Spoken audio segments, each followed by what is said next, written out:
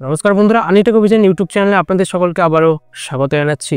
তো বন্ধুরা, হোয়াটসঅ্যাপের তরফ থেকে ছোট্ট কিছু খবর আসছে। একটি ভালো খবর আর একটি খারাপ খবর কিছু কিছু ইউজারের জন্য হতে পারে।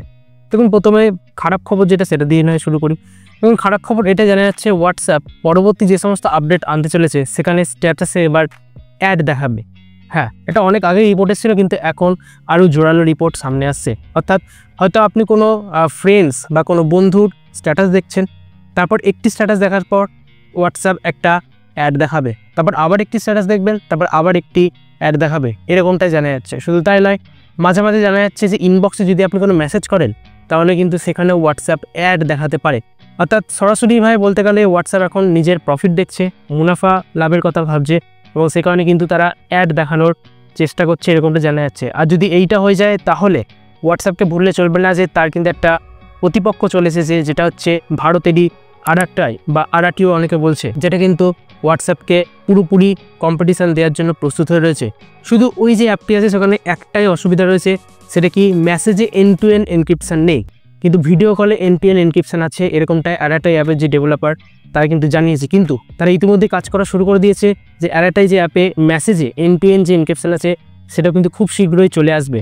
আর যদি সেটা চলে আসে আর যদি ইউজাররা ফ্রেন্ডলি হয়ে যায় এই আরাটাই অ্যাপের, তাহলে কিন্তু তারা হোয়াটসঅ্যাপ ছাড়তেও পারে। হ্যাঁ, এটা কিন্তু বেশি দিন বাকি নেই, আর তারা কিন্তু খুব বড় টক্কর দিচ্ছে হোয়াটসঅ্যাপকে। তো এটা হোয়াটসঅ্যাপে কিছুটা খারাপ খবর আপনারা বলতে পারেন। আর এর সাথে ভালো খবর কি?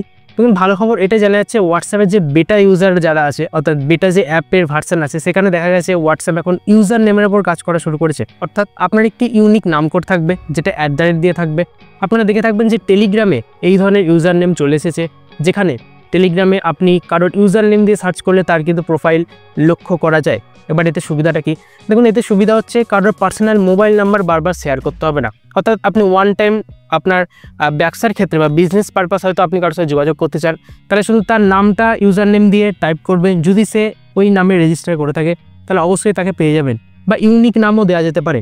আর এটার আরেকটাও বড় সুবিধা হচ্ছে যে একবার কেউ যদি কোনো ইউজার নেম নিয়ে দেয় তাহলে সেই সেম ইউজার নেম কিন্তু বারবার ব্যবহার করা যাবে না। অর্থাৎ ওখানেই লিখে দেবে যে ইউজার নেম অলরেডি টেকেন। হ্যাঁ, এরকম কিছু একটা লেখা থাকবে।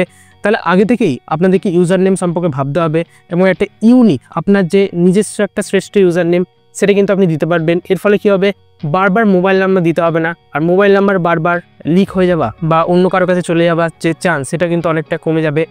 আর যে থার্ড পার্টি অ্যাডগুলো আছে সেগুলো কিন্তু অনেকটাই কমে যাবে এখান থেকে জানা যাচ্ছে। অর্থাৎ ইউজার নেম সার্চ করে কিন্তু এখন যে কাউকে মেসেজ করা যেতে পারে, এরকমটাই জানা যাচ্ছে। তো হ্যাঁ, একটা ভালো খবর, একটা খারাপ খবর, কোনটা আপনাদের ভালো লাগলো সেটা অবশ্যই কমেন্ট সেকশনে গিয়ে জানাতে পারেন। তবে আজকের মতো ভিডিওটি আপনাদের এই পর্যন্তই ছিল। ভিডিও সম্পর্কিত কোনো মতামত বক্তব্য থাকলে নিচের কমেন্ট সেকশনে গিয়ে জানাতে পারেন।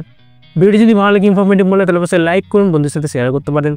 সাবস্ক্রাইব বাটনটাকে প্রেস করে আমাদের এই পরিবারের সদস্য হতে পারেন, আর পাশে বেল আইকন ক্লিক করে নোটিফিকেশন অল সেট করে দিন, যাতে লেটেস্ট রিলেটেড ভিডিও সবার আগে আপনার কাছে পৌঁছে যায়।